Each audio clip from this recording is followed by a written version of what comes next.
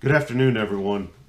Revolutions are tricky things. As we learned from Edmund Burke in his treatise on the revolution in France, improper planning or fervor can override basically the cause itself. And obviously, that happened in France.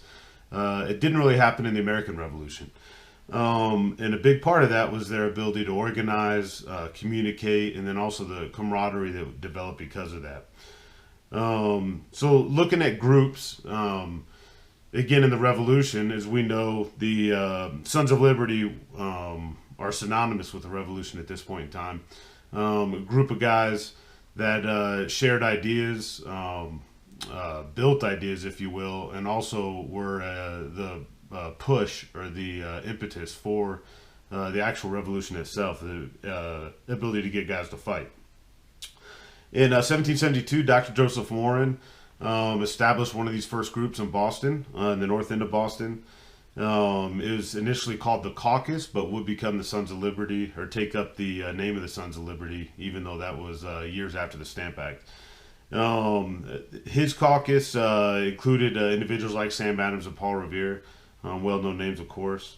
And they initially met in a tavern. The tavern initially was the Salutation, was what it was called. They formed there in 1772 with the ability to meet in secret, hide the names of the guests, to be able to operate without interruption from the Loyalists or the British themselves. After the Tea Party, which was planned in the Salutation, they moved to the Green Dragon Tavern, which of course is the famous tavern for the Revolution in Boston's Old North End.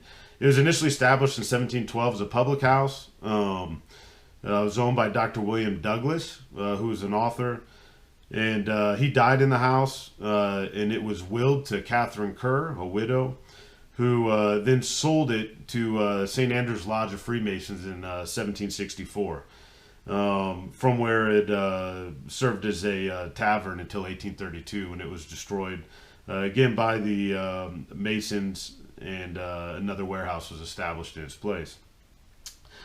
As of 1832, again, like I said, it was destroyed. It was largely forgotten for a long period of time, and then at least as a functioning facility, or the purpose of it. In 1864, the Masons celebrated the 100th year anniversary of the purchase of the property. At that time, they had an engraved plaque erected on the building that stood in its place, which is near Union and Hanover currently. It's a the plaque shows the individual standing in front of the Green Tavern. The other thing that still exists from the Green Tavern was a Sheffield plate coffee urn, which is owned by the Boston Society and is brought out for public display now and again. Also, in the position where almost the Green Dragon originally stood is a new Green Dragon Tavern. And on it has a plaque that reads, on this spot stood the Green Dragon Tavern, the secret place of the Sons of Liberty, and in the words of Webster, the headquarters of the Revolution, to mark a site forever as memorable as the birthplace of American freedom. This tablet is placed by the Massachusetts Society of the Sons of Revolution. And that was established August 19th, 1892, that plaque, and still stands today, and is, even though it's not the original location of the Green Dragon Tavern or the original building, it still serves to remember the place for public history.